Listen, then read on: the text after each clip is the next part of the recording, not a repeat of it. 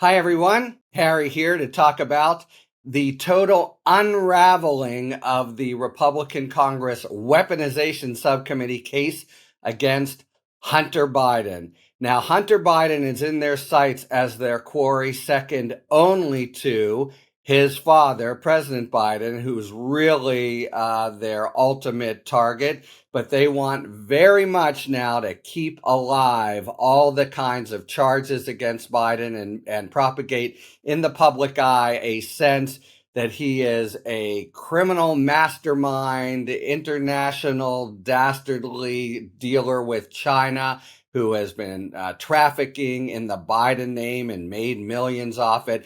All of it never seemed to be very credible, and now it all seems to what was left seems to be collapsing. So two big things happened this week that really take the wind out of the sails of this effort headed by James Comer and the so-called weaponization subcommittee. So first, 2 days ago, the Southern District of New York, sort of the premier prosecutorial office in the Department of Justice, brought charges against one Gall Luft. Who is Gall Luft? Well, in the Biden setting, he's one of their very few. Maybe they have two. It's never been clear. They proffer, Joseph McCarthy style, all these whistleblowers who then seem to dry up in the wind or not be present, or they went out for a Slurpee and never came back. So Gall Luft is one of the guys they've really touted, and he was he was charged. He can't be arrested because he's absconded. He turns out to be, at least according to the charges, basically a international arms dealer and general kind of tower of the Chinese barge, trying to help them, trying to get weapons to them, trying to violate sanctions, including by doing deals with Iran, Kenya. He's an arms dealer and basic unregistered lobbyist is what comes through from the indictment. And he was detained on charges in Cyprus and fled. So they don't even know where he is, but you would nevertheless file an indictment, which, in case anyone's wondering, the statute of limitations then freezes if he can't be arrested until such time as they find him. But he has a sort of perch that again, based on the indictment, he uses to sort of do his various crimes, a policy institute in Maryland, or he had it.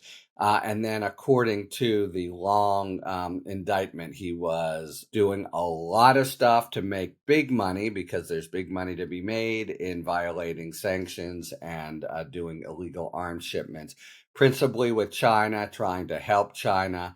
And then also Iran, Kenya, all the countries that can't get weapons from us legally. And of course, it's ironic because the stuff he's been feeding them have to do with supposed suggestions of Hunter Biden's improper dealings with China, or at least ones that tried to leverage the Biden name.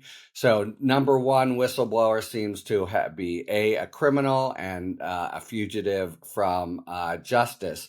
And in fact, two members of the minority, congressmen, have written Comer and said, I think you've been hoodwinked by Gall Luft, and you need to do a investigation of what happened here. So they're trying to turn this on the offensive. All right, the second thing to take wind out of the sails this week, the other whistleblower they've touted big time, the so-called IRS whistleblower, Gary Shapley. Now, I've said with some controversy in the public sphere, this guy's not really a whistleblower. A whistleblower is someone who reports, classically anyway, fraud, waste, or abuse, reports it to the agency, has them check it out, is rebuffed, and then can bring his claims in the public eye. Same thing, says he's retaliated against, bring his claims in the public eye. Shapley was never that guy. He was just an IRS agent who thought that the charges against Biden should have been more severe, should have gone back farther. And David Weiss, the Trump appointed U.S. attorney who had full authority over this matter, decided otherwise. And when the Biden charges came out, I suggested as a prosecutor with good reason that the charges that Biden pleaded to of misdemeanor tax accounts, which he didn't pay his taxes. It's true for a couple years. On the other hand, he paid them all back with interest, and he was in the depths of crack cocaine addiction at the time. And what I said, and it remains true, it was not a case with a lot of jury appeal and one that you could lose. They also had an unusual felony count against him, but they did a diversion arrangement that if he keeps his nose clean, that goes away. And that was for his getting a gun and saying that he wasn't using drugs when in fact he was.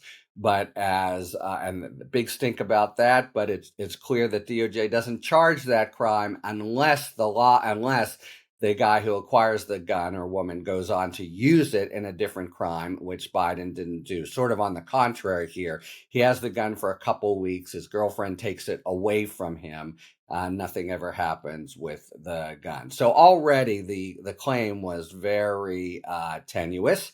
But what Shapley said was, they kind of were in the tank for Biden, and for political reasons, they went easy on him. Did David Weiss, the Trump-appointed U.S. attorney, and Merrick Garland.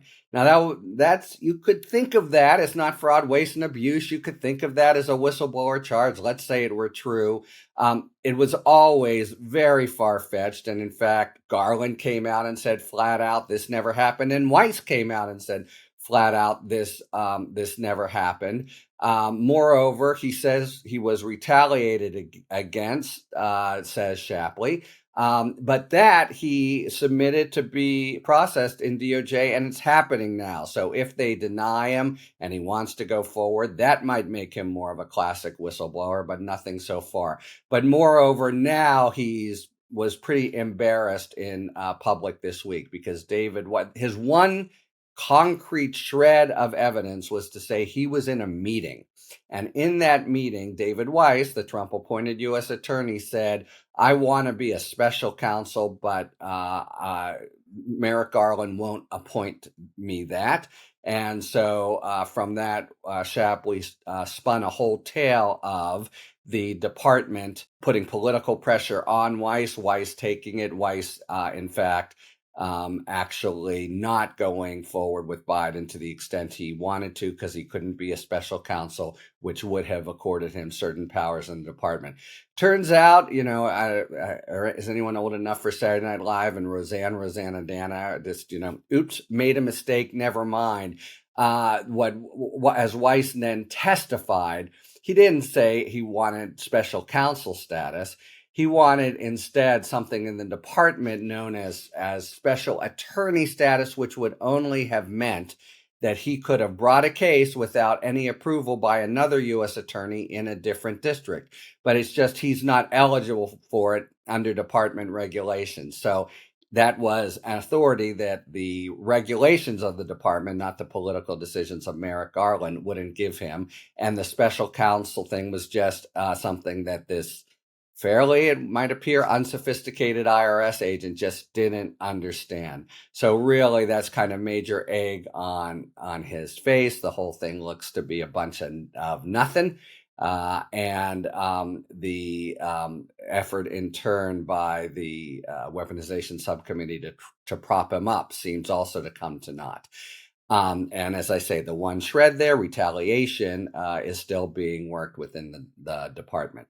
So there you have it. Of course, you can't say that's the end of the road for the weaponization subcommittee and their efforts to dirty up Hunter Biden. It's just too politically valuable. People will believe even as against the weight of evidence, and their hope is that some of it somehow slops onto Biden himself, who has said he never had any dealings or any involvement in any of Hunter Biden's dealings with China, so that in a normal government might have put the end to it, but we're not in a normal government. So we'll see what's up their sleeve next for Hunter Biden, but here are their two sort of big shots out of the gate, and both essentially turn out to be blanks. Talk to you later. Thanks for tuning in. If you enjoyed this video and other Talking Feds content, please take a second to like and subscribe. Talk to you later.